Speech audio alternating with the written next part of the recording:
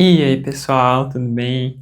Sejam todos muito bem-vindos, pessoal, para mais um de nossos encontros, para mais um de nossos estudos.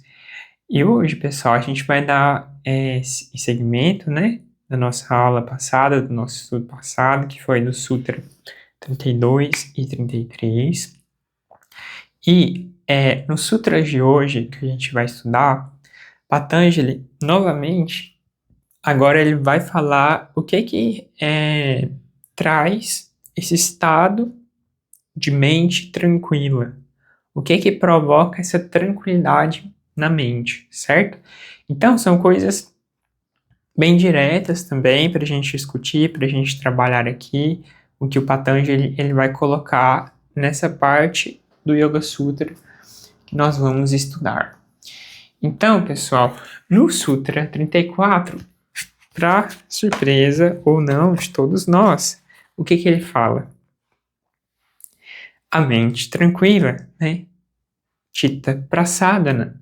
Aqui no sânscrito, no Yoga Sutra, esse estado de tranquilidade da mente, ele é chamado de Chitta Prasadana, certo? E ele coloca aqui, ou através da expiração e da retenção da respiração, ou seja, através da nossa respiração, a gente é como se a gente induzisse profundamente a mente a ficar quieta, tranquila, apaziguada, né? Olha o que a professora Glória Areira coloca nos comentários. Patanjali apresenta alternativas para eliminar Chitta Vikshepa. Esse Chitta Vikshepa é o estado perturbado da mente.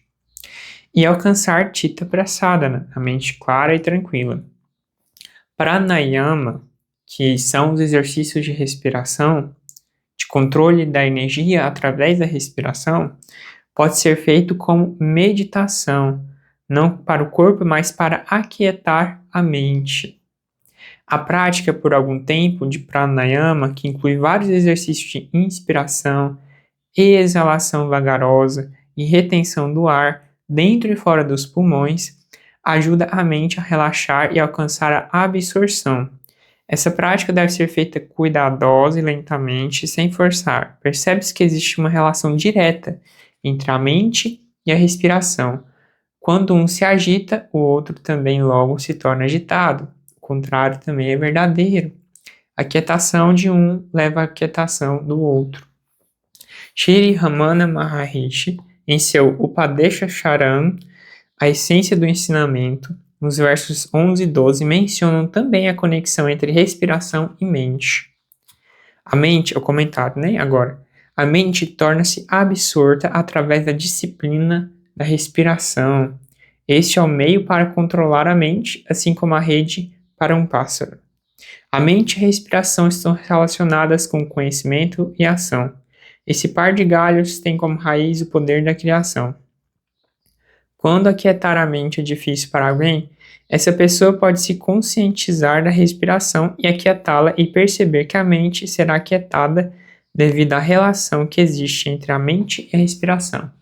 Isso, meus amigos, é incrível. Essa questão que o Patanjali coloca aqui é muito incrível, né?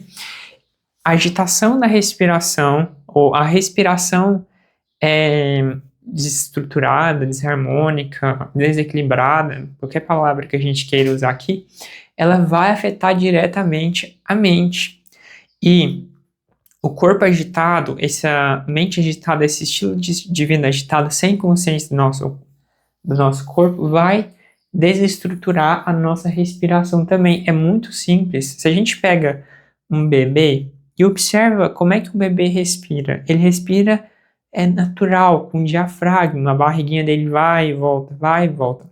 Agora, observe um adulto, normal, assim, entre aspas, normal, comum, da nossa sociedade, e veja como que ele respira. A pessoa não sabe respirar, meus amigos. Não sabe respirar. Respira totalmente errado, respira inflando o tórax, e aquelas respirações super curtas, sem consciência, sem profundidade. Isso é muito sério. Além de causar um estado perturbado da mente, o nosso pulmão ele também acumula muito resíduos do ar. e ele fica sujo por conta do ar que a gente respira. Quando a gente faz certos exercícios de respiração, a gente também provoca essa limpeza pulmonar. Tem isso também. Então, uma forma de aquietar a mente profundamente é através da respiração. Não é à toa que no capítulo 2 do Yoga Sutra, que ele vai falar do sadhana, pada, a prática, o capítulo da prática, e ele vai apresentar o Ashtanga Yoga, que é os 8 membros do Yoga.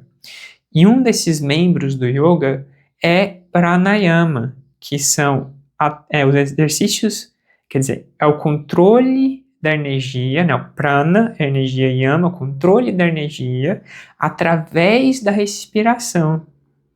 Então, através da respiração, a gente desenvolve o controle do prana. A gente desenvolve o estado da mente tranquila. A gente induz a nossa mente a entrar num estado de tranquilidade profunda. E não é à toa que os exercícios de respiração, eles estão praticamente em todas as escolas de yoga. E tem algumas escolas, igual a do Paramahansa Yogananda, que é da Kriya Yoga, que 90% dos exercícios é baseado só nos pranayamas. Pranayama, mudra e mantra, mas principalmente os pranayamas. E aí os yogis, eles ficam mais de hora fazendo só pranayama. É uma coisa de louco. Se você pegar alguns exercícios simples e ficar 1 hora fazendo só respiração, vocês vão ver como é que vocês saem depois. Sai outra pessoa. É uma coisa de louco, assim. Como que a respiração, ela tem uma eficácia tão grande. Ela afeta tanto o nosso estado mental. Então, a gente ter consciência da nossa respiração é imprescindível também para a nossa saúde e para o nosso estado mental positivo, né, digamos assim. E Patanjali, ele deixou isso muito claro, né, Quando ele falou do estado perturbado da mente nos sutras anteriores que a gente fez no nosso estudo, esse corpo desinquieto, essa respiração ruim, também foi um ponto que causa perturbação da mente, né? Então, e é importante para a gente ter consciência de como que está a nossa respiração. Eu estou respirando com diafragma, estou respirando profundamente, a minha respiração está desinquieta. Tem muitas pessoas que têm ansiedade muito alta, que às vezes tem crises de ansiedade, que acha que está infartando e não está, que a pessoa não consegue nem respirar, a respiração trava, a ponto da respiração travar e a pessoa não conseguir respirar, meus amigos. Então isso é uma coisa muito, muito séria, muito doida, assim, né? E a importância que a respiração tem para nossa saúde mental e saúde como um todo, nosso estado de ser, nosso estado mental, certo? Então, esse foi o Sutra 34 que Patanjali coloca, né? Agora, o Sutra 35, ele diz o seguinte: ou a tranquilidade da mente, né, vem através da contemplação, da concentração em um único objeto, produz a base para a firmeza da mente. Aqui, essa tradução, ele varia um pouco esse sutra ele varia um pouco de tradução para tradução, mas basicamente Patanjali está colocando para a gente que esse estado de tranquilidade da mente vem através da concentração em um único ponto da mente. Basicamente também é o dharana do Ashtanga Yoga do capítulo 2, né? No capítulo 2 ele vai apresentar também dharana. Dharana é a concentração na mente. E em um único ponto, a atenção voltada para um único ponto. E dentro das práticas, existem muitos exercícios em que a gente foca a nossa mente em um único ponto, exercícios específicos, igual tem o exercício da vela, do incenso, do espelho. Tem alguns exercícios também que a gente foca a nossa profunda atenção em partes do nosso corpo, seja uma região dentro da cabeça, que os yogis chamam de Kutashta Chaitanya, que vai trazer consciência crística, digamos assim, que fica bem no centro da cabeça. Tem muitas práticas que a gente faz muita respiração e depois foca profundamente a nossa atenção dentro da nossa cabeça, ou foca na região do terceiro olho, no alto da cabeça, no palato, algum membro do corpo. Tem vários exercícios, mas basicamente ele está falando que quando a gente concentra a nossa mente em um único ponto, leva a nossa atenção focada em um único ponto, isso também vai trazer esse aquietamento da mente, certo? Vamos ver o que a professora Glória coloca. Manasha Sthiti, a firmeza da mente, pode ser alcançada não só com a ajuda do foco do exercício de pranayama, mas também pelo foco em um objeto. Através desse exercício, percebemos quanto a mente pula de objeto a objeto, ou seja, quanto ela é inquieta, né? Mas aprendemos também a focar em um único objeto, deixando os outros de lado, como um japa. Japa é a repetição do mantra, né? Repetição de um mantra, em que a mente é levada repetidas vezes a voltar no mantra imediatamente após sua distração. Também o foco dos sentidos em determinado objeto é útil para alcançar a tranquilidade da mente.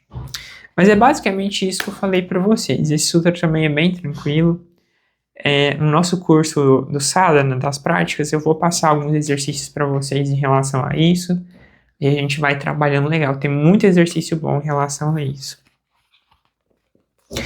E o Sutra 33, ou 36 diz o seguinte. Ou a tranquilidade da mente vem, né? Ou a firmeza da mente, a tranquilidade da mente, vem através da contemplação na luz que é livre de sofrimento. Aqui esse sutra é um pouco doidão, mas basicamente, ele fala que é a concentração na luz que vem de nós mesmos, né? Na contemplação dessa luz que vem de dentro. Atenção nessa luz que vem de dentro. As outras traduções, elas dizem basicamente a mesma coisa também. Mas a professora comenta o seguinte. Aqui podemos acrescentar a palavra pravriti no Sutra 35, que é feminina e significa repetição, movimento deliberado, significando também contemplação, concentração. Nessa concentração, a mente deliberadamente foca a luz da consciência, que é livre de qualquer sofrimento e é a base da mente. Ou seja, novamente, através da concentração, só que aqui ele está falando quando a gente concentra nossa mente nessa luz da consciência que é livre de sofrimento, né? É um pouco abstrato, mas tem muitos. A gente, inclusive, já fez alguns exercícios aos domingos de concentrar nessa luz, né? E eu também vou passar alguns exercícios para vocês em relação a isso. Mas realmente tem exercícios de mentalização de luzes que partem de nós, né? Que brotam dentro da gente e que vai se espalhando. E também não deixa de ser uma prática, né? E Patanjali coloca aqui de uma forma muito incisiva. E se a gente fosse parar para refletir até mesmo além, o nosso corpo espiritual ele tem muita luz, né? Tem uma aura, toda aquela coisa. E quando a gente faz esses exercícios, que a gente eleva a nossa energia, essa luz ela se expande muito. Essa energia, essa aura também se expande muito. Então, a gente ter consciência disso, chegar num ponto de perceber claramente isso em nós mesmos, não significa que a gente precisa inventar que a gente está sentindo longe disso, mas chegar num ponto de perceber isso também é uma coisa muito legal, né? Muito interessante. Então, meus amigos, basicamente, esses foram os 3 sutras que eu separei para a gente conversar hoje. A gente vai indo devagarzinho. Logo a gente já está terminando o capítulo 1 do Yoga Sutra, e depois a gente vai para o capítulo 2. Também o capítulo 2 ele é muito prático para a gente. Eu não sei se esse nosso curso do Yoga Sutra a gente vai estudar o capítulo 3 e 4, até porque o capítulo 3 e 4 ele vai falar de... Talvez a gente só dê uma pincelada, mas ele vai falar das consequências de praticar yoga e da liberação, que talvez não seja tanto interessante agora pra gente, tá? Mas a gente vê certinho. E no mais, meus amigos, muito agradecido pela presença de vocês. Um bom descanso e até nosso próximo encontro. Muito obrigado. Gratidão a todos, viu?